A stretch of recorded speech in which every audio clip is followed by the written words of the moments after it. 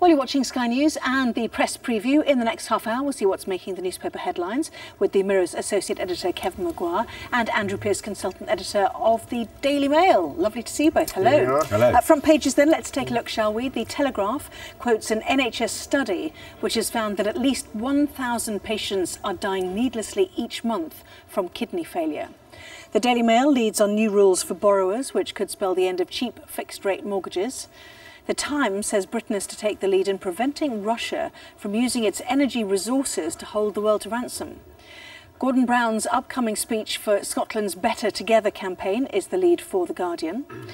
The Eye leads on what the charity Oxfam describes as the perfect storm of benefit cuts hitting Britain's poorest families.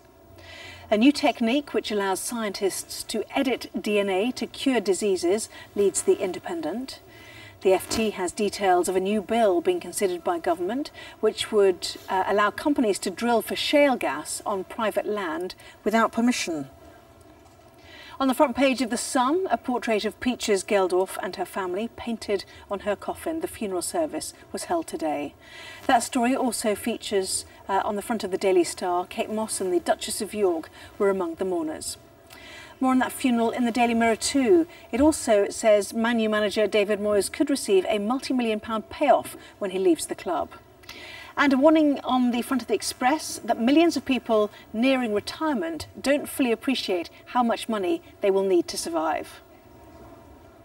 I think that's probably true, but probably obvious as well, don't you? But anyway, so David Moyes to start with, leading the picture story there for the Daily Telegraph. Finally, the game is up. Kevin said, as I'm the world's leading authority on rugby league, I should talk about David Moyes, who appears to be going. He's aged a bit, hasn't he, according to Jim White? When he took the job 9 months ago, he's 50 now. He says he's aged 10 years. I guess people feel sorry for him, but apparently he's going to walk off with a payoff anywhere between £5 to £10 million after 9 months in the job. Are these football clubs mad? Nice work if you can lose it at that. Yeah, I mean, that this is a huge payoff for failure. Yeah. He's manifestly not up to the job. Why are we feeling sorry for him? That's the Daily Mail's take, isn't it? Will Man United's failure boss, as they call it, walk away with 10 million? Yeah, they've got 10 million. The Mirror's got 5 million. I would have thought most people would willingly go today for a fraction of that, because football is now this huge money business. It's ridiculous. It's why you would get this quite obscene payoff, because footballers are on obscene salaries, and the Glazers are running as a huge business from the States. They're not really worried about the fans. They just want to make money, and I do feel a little sorry for Moyes, not on the financial side because he's sorted for life, but it's a very public humiliation. You've taken over from Alex Ferguson, the chosen one hasn't gone the right way. You're publicly humiliated. You're forced out because your team's done so badly. They don't want to risk giving you lots of money to spend in the summer to try and rebuild that team. And the big mistake was really succeeding Alex Ferguson. You want to be the man after the man who came after Alex Ferguson, because he was so brilliant for so long and won so much. It was always going to be a difficult act. What's he done wrong? What's gone wrong? I think he's good, is he? I think he's out of his depth. I mean, I think you're probably onto it there. He's gone from Everton, where he won nothing. Although he profound observation of that, wasn't it, on football? He was no good. From someone such as you, yes. He took them quite a long way, but they're doing better under their new manager, Martinez. And I think he just hasn't been able to control the dressing room. He hasn't been able to motivate the players. He's struggled to sign players. He got a couple in, and they haven't really done the business. Apparently these players earn more than the manager. It's a disproportionate relationship. I don't get it, really. And I guess they thought they were bigger than him. And was he just not a big enough name, do you think? I think he's struggled. He's got it, but it's very difficult. Alex Ferguson was so dominant. How do you go in and be as dominant as him? You can't. You'd have to be very different. As a political analogy, you'd think about Mrs. Thatcher stood down, or was fired, kicked out, replaced by John Major, a shadow of her in terms of stature. Yet he won the next general election. Yeah, well, if David Moyes had won the Premiership or won the Champions League, then it'd be okay. But the pressure on Man United must get worse when you've got Liverpool down the road. They're huge rivals, look like they're going to win the Premiership. You've got Man City doing rather well now. Not your team, and I do. noticed. Well, no, Sunderland, we might escape. I thought we were dead and buried and gone, but there we are. We played a part because we beat Man United and knocked them out of the League Cup semi-final. But there are lots of questions. Why does he keep playing Ryan Giggs, who's 41? Why does he keep playing players who are leaving this summer? You know, why does he put people out of position? There are questions about just what he's doing on the pitch, isn't there? Well, there are tactically, but I think he plays the players. Vidic, who's leaving in the summer.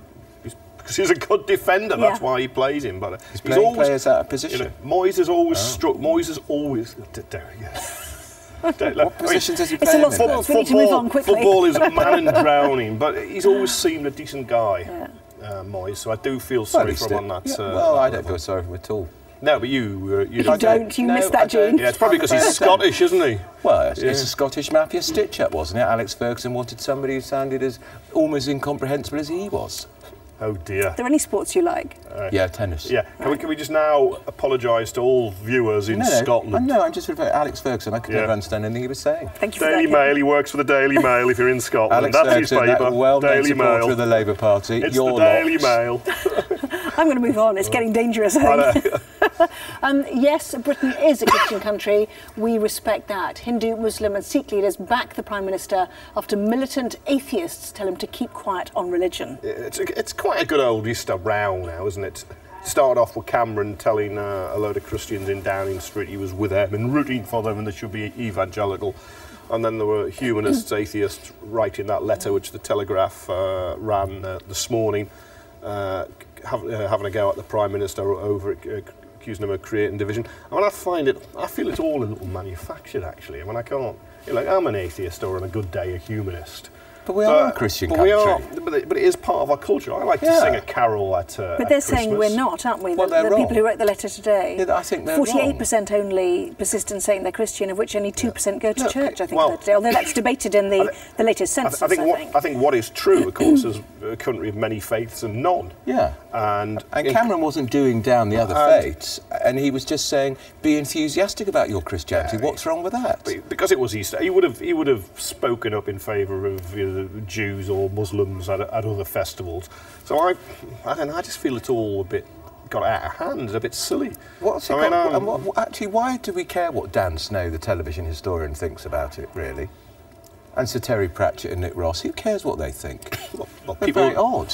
Well, Nick Ross, I'll give you, but Pratchett and Dan Snow seem to have rather a good following. Steve Jones, the geneticist, very eminent person. A.C. Grayling, very famous. Yeah, why not? I mean, they've got opinions. Yeah, of course. But I thought the Prime Minister was quite right to write that article in the Church Times.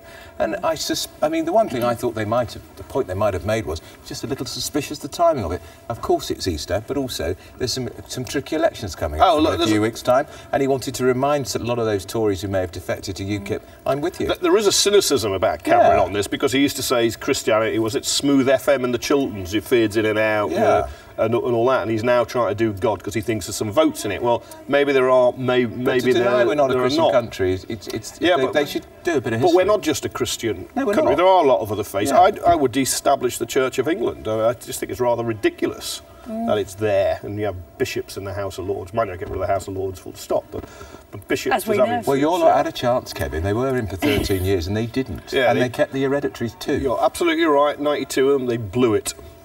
Shall we move on? Peaches Geldof's funeral today. Lots and lots of coverage on all of the front pages, which we'll get to in a minute. The coffin will divide opinion, I suspect. Whether people think it's tasteful or not. It's unusual, of course. I think what it strikes me is it just shows how young she really was, Peaches Geldof, 25 and almost childlike, because that's her children, her pet dogs and her husband, and it just reinforces how terribly sad it was that she went so young. If a family have chosen that coffin and it works for them and it gives them something. Well, they won't have discussed it with her because she can't have expected to be going at the age of 25. No, I think it's a little tacky, and I feel bad saying about that. If the family chose it, good for them. But you look at the pictures of those who went; they all look more like her dad's friends than hers. And I do. You do wonder what Bill Wyman, aged 68, knew what relationship he would have had with. He may have known us from when she was a baby. But you do look at that lifestyle. She's been born into this high-profile celeb, showbiz family. He's dressed down, and that must put a lot of pressure on you. Of course, it helped her get her breaks when she was writing columns as a teenager in national newspapers. Other people don't get that, but the pressure must have just been enormous. Yeah. Even The Guardian chose it as the I'm lead surprised picture. by that, actually, because I wouldn't have thought that was a big story for Guardian readers. And the Independent as well. Yeah, actually. very, very surprising. I'd have thought David Moyes was the picture for most of them. Perhaps they'll wait until he gets the push tomorrow. But both of those papers normally smear at other papers when they cover events like that. But they've this time they seem to have adopted them. Yeah, I mean, I find that a really endearing portrait, actually, of a very young family which has been, you know, torn asunder, and we still don't know why. That's the thing, isn't it? No, we the don't. toxicology report. Of course, 25 is just horribly, horribly young. And she was a very vibrant young woman, talented young woman in her own right. And you also see she was a mother. She was married to somebody. She's somebody's daughter, Bob Geldof's daughter. It is all those lives now are going to be diminished because of her passing. It's also the irony that this service was held in the church where she got married, where her own mother had her funeral. Yeah. Let's move on to striking teachers, shall we? Which is inside the Daily Mail. Pay battle, teachers vote to strike in exam season. It's Easter. What do you get at Easter? You get Easter eggs and you get the NUT whinging on about paying conditions and threatening a strike. Yeah, but your mate, your best friend Michael Gove, they absolutely can't abide him. They can't abide any Secretary of States for Education. Yeah, they specifically Michael catcalled Gove. and jeered. Hang on, they catcalled and jeered Patricia Hewitt. Remember? Was she Education Secretary? I remember her as Health Secretary. Maybe it's the health. Maybe it's the NE. Maybe it was the maybe RCN. So the Royal College of Nursing headquartered and jeered. Maybe they just didn't like her. But specifically, it's the policies and the attitude of Michael Gove. Yeah, but this is about paying conditions. Yeah, but he has lost teachers, and you now see they've swung to Labour. But he's lost. He's never going to have the teaching unions, Kevin, because they're absolutely opposed to any changes at all. Yes, they are. Don't say unions. Why don't you just say teachers? Yeah, because this is a vote today at the NUT conference in Brighton. These are the political activists, and I bet you the turnout in the strike will not be anything like what the agitators are saying today at the conference. I think you'll find, Andrew, that the strikes have been pretty well supported. No, there was a debate about how poorly they were supported in some parts of the country. In London, there was a lot of support, but in other parts of the country, patchy and almost non-existent. Well, you've got to remember, there's about half a dozen teaching unions, and they don't all go on strike at once, or at least half a dozen education unions. No sympathy for them at all. You will find that teachers are pretty popular with most parents. And when teachers are having their pay cut in real terms year after year, they're paying more and working longer for a worse pension. Their workloads are being changed. They think their education is going down the wrong road. It's going to be detrimental to kids. Performance-related pay has been brought in, which has caused a lot of consternation. A lot of teachers are leaving the profession. It's very nice you're a head teacher here, because look, a record 900 head teachers are paid at least 100,000. 300 who take home 110,000 or more. Very nice too. Well, but they're heads. They're not normal teachers. You're not going to get normal teachers in anywhere near that. You'll get it probably in the early 30s. I would have thought that, which is a good salary for some. But when you consider the responsibility, these are people who teach our kids read, write. They teach them languages. They teach them physics, chemistry. Listen to this teacher who spoke today, Michael Gove, the demented Dalek on speed. Is he teaching children? Heavens above. God. How long did it come up with that rubbish? Yeah, it's the type of thing you write in your column, actually, about Labour politicians. Maybe he's just been reading your columns and applying them from the Mail to Michael Gove. We must take a break. Schools freeze and then Michael Gove is one of the great successes of the coalition. And the fact that Maguire foams at the mouth about it is proof positive. And you know he's not one of the great successes. He's forever putting his foot in it. But I cannot believe you are sitting there with a straight face, demented Dalek on speed, and complaining. Did you write that speech? People criticise and abuse of it. Did you write that speech all the time? Dear me. Time to stop. We've got to move on. Lots more to pack in, including at what age do we really start worrying about our age? Find out after the break.